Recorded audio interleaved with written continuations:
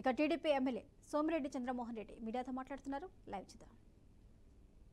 నెల్లూరు జిల్లాలో ఆనాటి ఎమ్మెల్యేలు ఆనాటి మంత్రిగా కాకాని గోవర్ధన్ రెడ్డి అందరూ కలిసి చేసిన దోపిడీ క్వాడ్జ్ అండ్ సిలికా వాళ్ళందరూ బయటికి రావాలా. ప్రతి నెల సిలికాలో 12 కోట్లు లోటస్ పాండ్కు పోయింది, 2 కోట్లు విజయసాయి రెడ్డికి పోయింది. ఇక్కడ క్వాడ్జ్లో కాకాని గోవర్ధన్ రెడ్డి టన్నుకి ఇంత అని చెప్పి తీసుకున్నాడు, లోటస్ పాండ్కి టన్నుకి 7,000 పోయింది. భారీ దోపిడీ చేసిన ముఠానే ఎవరికి ఎగ్జామ్షన్ లేదు. ఈరోజు ఎవరికి మీరు 100,000 కోట్లు మీరు దోచుకొని ఈరోజు మమ్మల్ని గురించి మాట్లాడే హక్కు మీకు ఉందా అంట. ఆయన 100 అంటున్నాడు. ఇప్పుడు 4 నెలల్లో నీకు 106 తేలింది.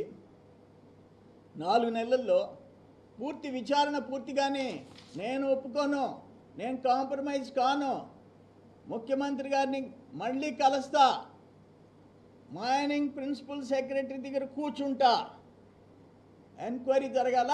అసలు దోపిడీదారుణ్ణి ఎందుకు టచ్ చేయటం లేదు, కాకాని గోవర్ధన్ రెడ్డిని అసలు ముద్దాయిగా ఎందుకు చేయలేదు, మైనింగ్ ఎందుకు ఆయనకి నోటీసులు ఇవ్వలేదు, జిల్లా యంత్రాంగం, స్టేట్లో ఉండే సెక్రటరీలు, డైరెక్టర్ మైన్స్ ఎందుకు చూస్తా వదిలేస్తున్నారు అతన్ని. ఇది కరెక్ట్ కాదు, క్షమార్హం కాదు. అసలు దోపిడీదారుని ఆడబెట్టి ఆ పనికి మాలిన ఆ పక్కన ఉండే చెంగాయలు, సురేష్ రెడ్డి దోచుకున్నాడు నేను కాదన్నాం, కానీ ఆయన ఒక చెంగాయ్. ఒక్కడ గోవర్ధన్ రెడ్డి దోచుకునే దాంట్లో 10 పైసలు సురేష్ రెడ్డికి, ఆయన ఊరు కాబట్టి, ఆయన ఊరు సూరాయపాలెం ఇరువురు, ఆయన పెత్తనం కాబట్టి. కానీ అస్సలు ముద్దాయిని వదిలేస్తారా? మొదటి ముద్దాయిని వదిలేస్తారా? A1ని తప్పిస్తారా? అక్యూజ్డ్ నెంబర్ 1ని తప్పిస్తారా? ఇది కరెక్ట్ కాదు. ఇది అందుకని నేను ఈరోజు మీకు ఓన్లీ 2 రీచ్ల శాండు గ్రావెల్ గురించి చెప్పా. మళ్ళీ క్వాడ్జ్ ఎంత దోపిడీ జరిగిందో వివరాలతో కూడా ఇస్తా. దీని మీద వెంటనే ప్రభుత్వం చర్య తీసుకోవాలా, దీంట్లో రాజీ ప్రసక్తే లే. అసలు ముద్దాయి, అసలు దోచుకున్న కరోనా హౌస్ ఓనర్ తోడేలు కాకాని కటకటాలు లెక్క పెట్టాలా. అక్రమంగా ప్రజల సొత్తు ఎంత దోచుకున్నాడో వడ్డీతో కూడా తిరిగి ప్రభుత్వానికి కట్టాలా.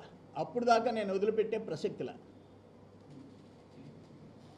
రాష్ట్రంలో మత రాజకీయాలు భారీగా కనిపిస్తున్నాయి. పవన్ కళ్యాణ్ గారు నిన్న చేసిన వ్యాఖ్యల నేపథ్యంలో రాష్ట్రం మొత్తంలో ఈరోజు దీనికి పరిమితం అవుతాం. శాండ్, గ్రావెల్ దోపిడీ, మైనింగ్ దోపిడీకి పరిమితం అవుతాం. ఎట్టా మీరు చూసారు ఈరోజు సుప్రీంకోర్టు ఇచ్చింది, ఎస్ పర్ఫెక్ట్గా ఎంక్వైరీ జరగాలనే సిట్ వేసింది. అదే ఈరోజు సిబిఐ యాడ్ అయింది, అందరూ యాడ్ అవుతారు, FSSI యాడ్ అయింది. పర్ఫెక్ట్గా ఎంక్వైరీ జరుగుద్ది. తప్పు చేసిన వాళ్ళని దేవుడు క్షమించడు. ఆ ఏడుకొండల వెంకటేశ్వర స్వామి దగ్గర అపవిత్రం చేసిన ఆ లడ్డుల్లో చేసిన వాడని ఎవరిని వదిలిపెట్టడు. దట్స్ ట్రూ, అది జరిగి తీరుతుంది, అనుభవిస్తారు.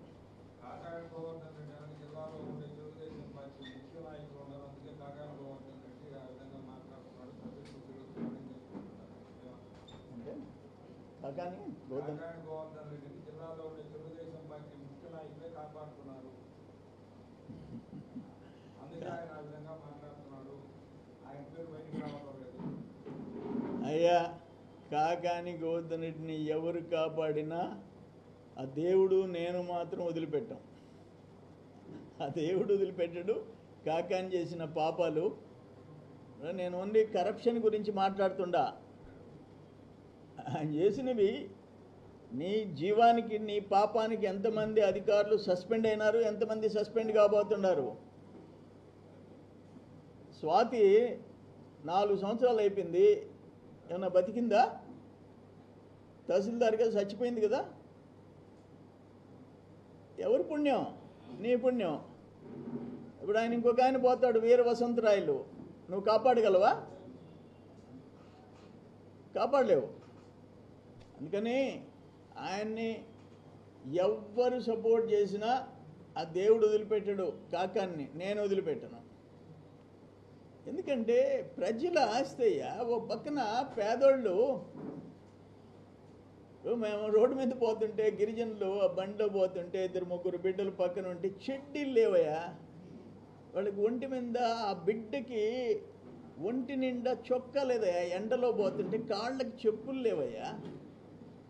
అన్నీ చూస్తున్నాం. నేను ఆడికి పోయినా, చిన్న సంఘం దత్తత తీసుకున్నా. 97 కుటుంబాలుంటే 50 మందికి ఆధార్ లేవు, 19 మందికి పింఛన్ల అర్హత ఉండి లేవు. ఎవరికి? అత్యంత పేదరికంలో ఉండే గిరిజనులకి. 4 కలిసి ఒక గుడిసెలో ఉండారు. ఎక్కడ? సరేపల్లి కాన్స్టిట్యున్సీలో. ఆయన రాజ్యం ఏలేడు ఆయన.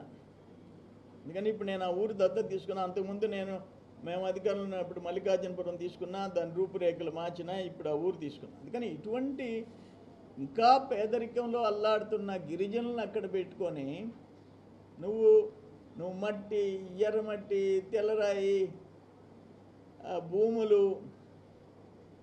వీటితో సరిపోయినా నీ 5 ఏళ్ళ